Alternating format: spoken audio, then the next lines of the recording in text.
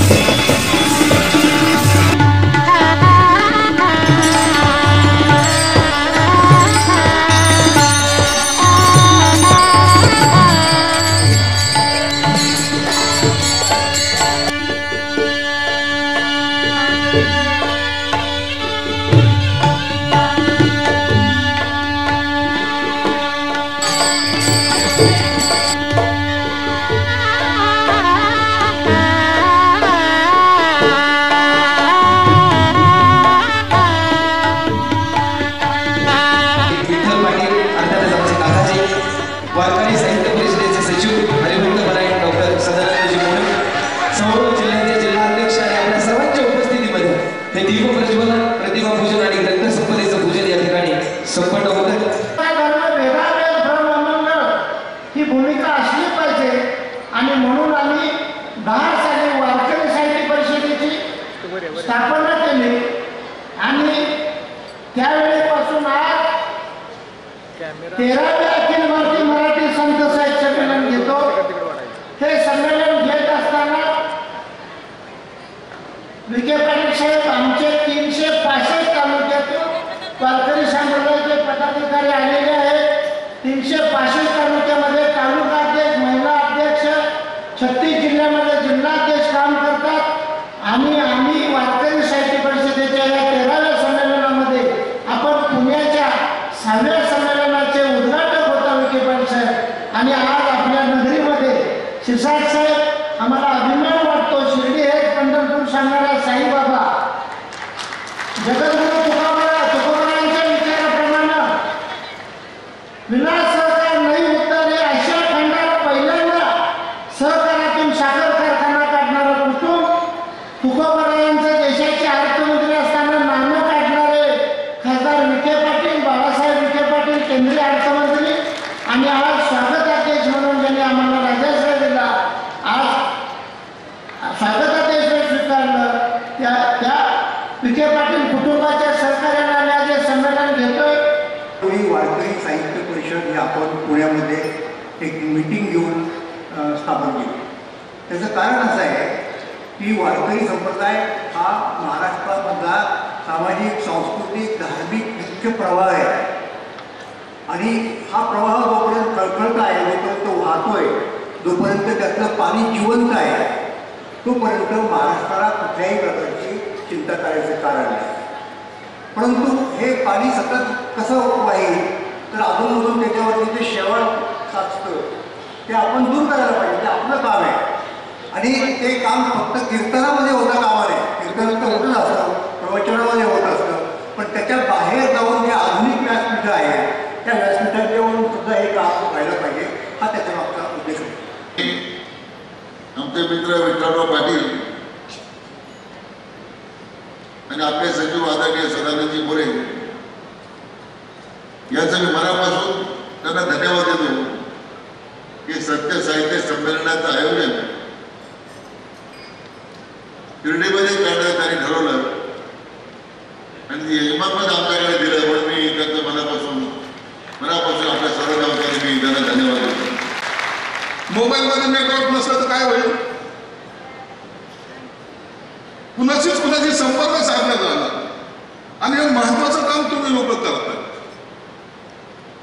अहो, तुमच्या सरकारचं नेटवर्क स्ट्रॉंग होतं म्हणून आम्ही सत्तेमध्ये आलो, हे काही विसरता कामा नाही। कोणी किती काम केलं, कोणी काय केलं, परंतु वारकरी संप्रदायाची ताकद एक ठिकाणी आल्यानंतर काय चमत्कार घडतो ना, हे त्या सगळ्या भागातल्या लोकांना एकदा विचारा. वारकरी संप्रदाय एक झाला म्हणजे झाला. मग महायुतीची सत्ता आली, मग कुणी आणली, काय आणली, त्यापेक्षा वारकऱ्यांनी आणली हे महत्वाचं आहे. महाराष्ट्र आहे संतांची भूमी, म्हणून आम्हाला नाही काही कमी. मी देतो तुम्हाला हमी, मी देतो तुम्हाला हमी, करू देणार नाही तुम्हाला.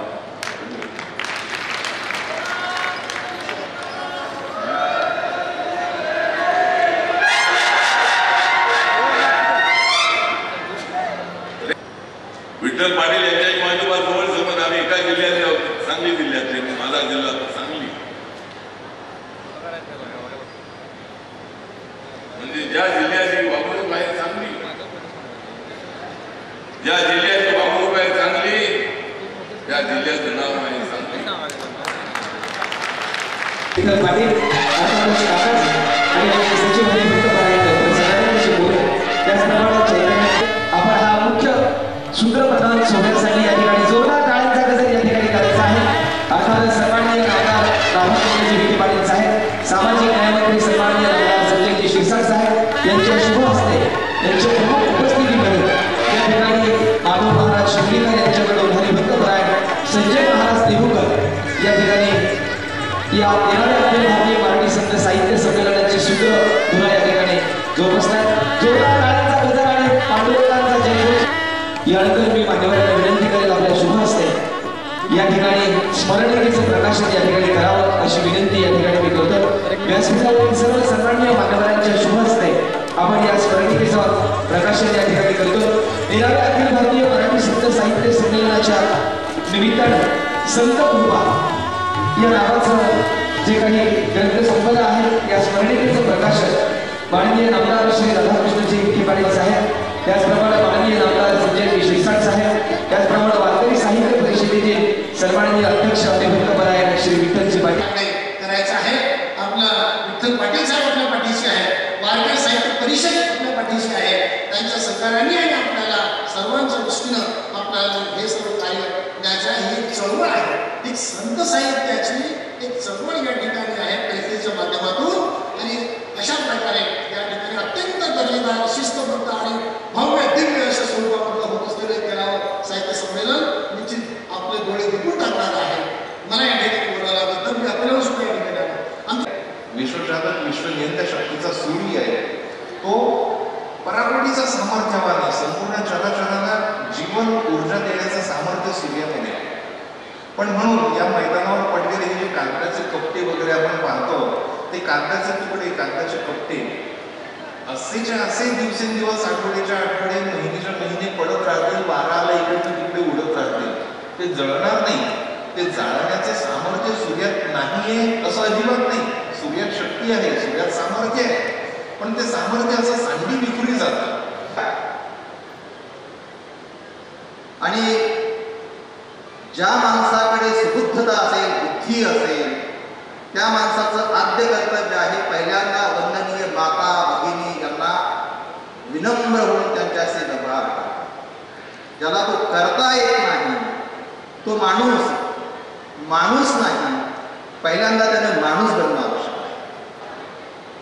केवळ राष्ट्रधर्म वाढला पाहिजे, जनाच्या मतामध्ये चांगल्या रीतीनं एकात्मता वाढली पाहिजे.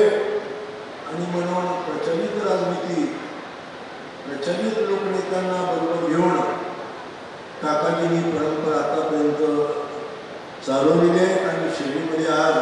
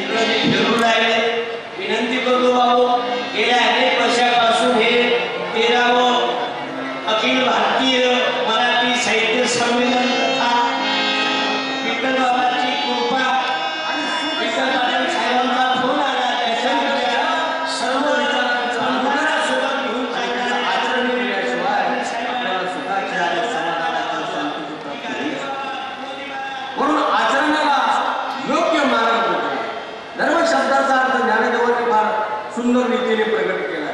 एक वडील जे जे करती तया नाम धरून ठेवीची तेची एर अनुष्ठिती सामान्य चंद्रला जेव्हा अयोध्येला गेले होते आणि अयोध्येमध्ये तेव्हा पाशुपत राय राजाचं राज्य होतं आणि दर्शनाला मंदिरात जात असताना त्यांना द्वारपालांनी तिथे अडवलं त्या रक्षकांनी की आज जाऊ नका, सध्या राजाचं दर्शन झालं. बघा VIP आपण आजच्या काळात जे म्हणतो VIP कल्चर, जो आपल्याला नाही होतं VIP कल्चर असतं, त्या VIP कल्चरबद्दल तिथे म्हणजे बघा कशा गोष्टी आजही संयुक्तिक ठरतात त्या गोष्टी. की मच्छिंद्र नाथांना तिकडे थांबवलं की तुम्ही थांबा, आज जाऊ नका, राजा दर्शन घेतोय. नाथांना त्यांचा प्रचंड कोप आला, राग आला. त्यांनी तिथे राजाला आपल्या अस्त्राने तिथे जमिनीवर त्यांना चिकटवून टाकलं.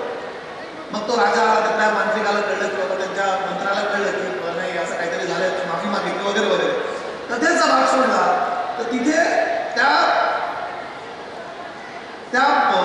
ग्रंथामध्ये भक्तिसार ग्रंथामध्ये खूप सुंदर त्याचं वर्णन केलंय की अशा प्रकारे राजाच्या आजूबाजूचे लोक हे राजाला बुडवतात. आज आपण बघतो म्हणजे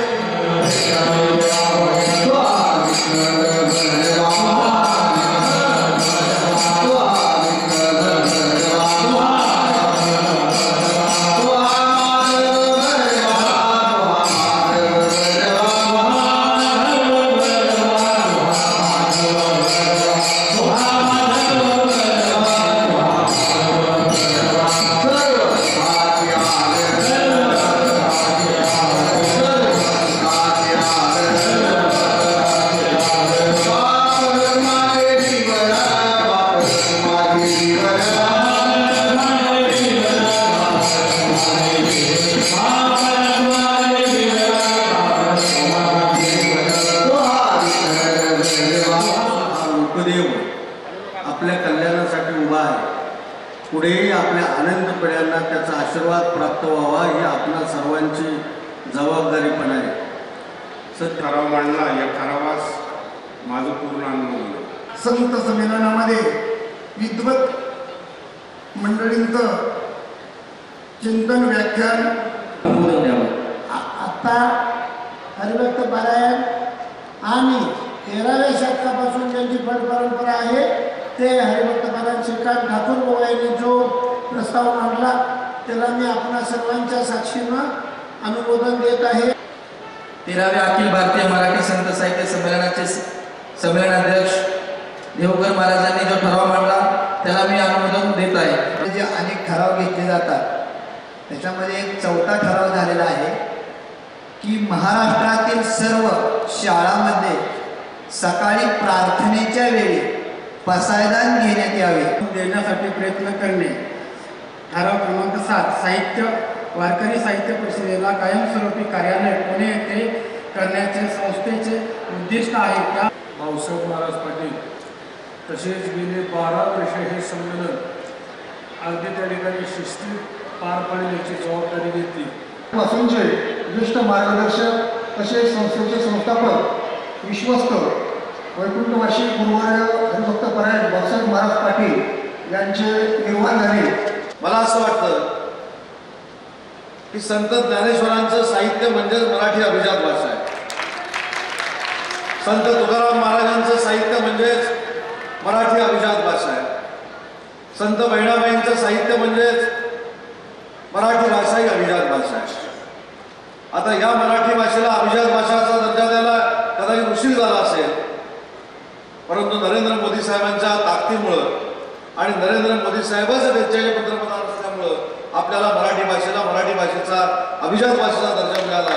त्याच्याबद्दल आपण सगळ्यांनी मिळून त्यांना धन्यवाद दिले. या आपल्या सगळ्या वारकऱ्यांकडून आम्ही काय शिकलं पाहिजे? किती जरी तुम्ही मोठे झाला तरी तुमचे पाय जमिनीवरच असले पाहिजे आणि जमिनीवर पाय ठेवूनच राजकारणामध्ये तुम्ही किती मोठे झाला तरी चाललं पाहिजे. ही खऱ्या अर्थानं वारकऱ्यांनी दिली शिकवण आम्ही राजकारणामध्ये जोपासली पाहिजे. मी अनेक अशा कार्यक्रमांना उपस्थित राहिलोय. कोविडच्या कालावधीमध्ये तर काका मला समुद्रावर घेऊन गेले होते. समुद्रावर तिथं भीती होती कोविड होईल का, पण तुमच्या कार्यक्रमामध्ये एवढी ताकद होती की वारकऱ्यांनी कोविड देखील पळून लावलं नव्हतं. त्याच्यावर न बोललेलं बरं, परंतु वारकऱ्यांसाठी शेवटी वारकरी हा संस्कार आहे. वारकरी हा महाराष्ट्राचा संस्कार आहे. ज्यावेळी आपण वारकऱ्याच्या माऊली म्हणून पाया पडतो त्यावेळी विठ्ठलाला नमस्कार केल्याचं भाग्य मिळतं. त्याच्यामुळे हे संस्कार जोपासणारे आमचे सगळे महायुवक कार्यकर्ते आहेत. आणि म्हणून व्यासपीठावरच्या सगळ्या मंडळींना मला सांगायचं आहे की हा कार्यक्रम आता जिल्ह्यात नाही, हा कार्यक्रम गावागावामध्ये होणं गरजेचं आहे. आपली संस्कृती काय, मगाशी मला महाराज सांगत होते की इंग्रजीचं होणारं आक्रमण जर परतवायचं असेल तर वारकऱ्यांची परंपरा गावापर्यंत गेली पाहिजे. साहित्य संमेलनाचे संमेलन अध्यक्ष श्री संत तुकाराम महाराजांचे वंशज आणि भक्तगण संजय महाराज देवकर यांचा सन्मान होतो. छोट्या काळांचा गजर या ठिकाणी नक्की झाला पाहिजे. सामान साहेबांचा सन्मान या ठिकाणी सन्माननीय पाहिजे आणि सर्व मंडळ श्रेष्ठ साधू भक्तांच्या उपस्थितीमध्ये या ठिकाणी संपन्न होतो. छोट्या काळांचा गजर या ठिकाणी नक्की झाला पाहिजे. साहित्य संमेलन या ठिकाणी संपन्न होतो. मानाचा वारकरी विठ्ठल पुरस्कार आपल्याला देतोय हरिभक्त मराठी विश्वनाथ महाराज पाटील पूर्णवासी पावसाहेब महाराज पाटील यांच्या बरोबर हा पुरस्कार देतो. अध्यक्ष हरिभक्त मराठी संजय महाराज देवकर, आमच्या वारकरी साहित्य परिषदेचे कर्तव्यदक्ष अध्यक्ष आदरणीय विठ्ठल पाटील अर्थातच काकाजी या मंडळाच्या शुभास्ते पुरस्काराचं वितरण या ठिकाणी होत आहे. जोरदार काळांचा गजर या ठिकाणी झाला पाहिजे. माननीय मंत्री महोदयांच्या शुभास्ते आपण या ठिकाणी आपण सन्मान करतो. आपण आपला पुरस्कार स्वीकारण्यासाठी मंचाकडे या ठिकाणी लगेचच यावं अशी विनंती आहे. मध्य प्रदेशचे विनीत महाराज अडवा, श्रीकांत गणेश राजा श्रीकांत यानंतर मी मंचाकडे आमंत्रित करतो हरिभक्त परायण रमेश महाराज.